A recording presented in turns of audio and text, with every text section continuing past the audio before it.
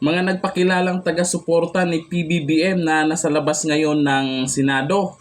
Nako, mas naniniwala sila kay Trillanes pala kaysa Pangulo. Anyare. At bakit parang wala yung mga loyalista dyan? Yung mga Marcos loyalist? Oo, mga nakapula pa naman. Ay, eto.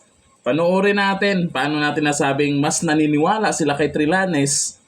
Supporter ni PBBM, hindi naniniwala kay Pangulo.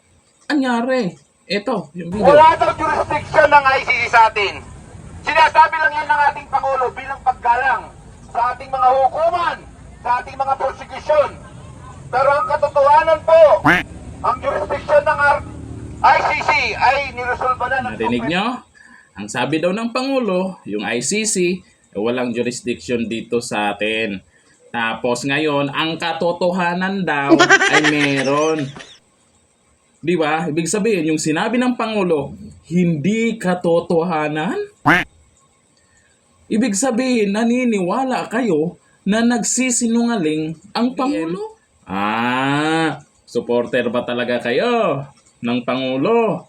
Mukhang kayo yung mga nakikita natin mga nakaraan dyan sa kalsada na nagrarally. Oo, tapos nagbihis lang ng kulay pula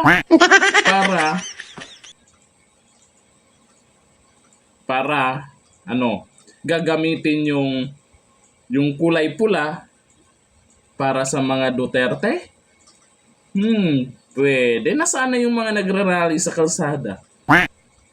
Kasi dito sa nakikita natin dyan sa labas sa Senado, parang walang nagpakilalang loyalista dyan.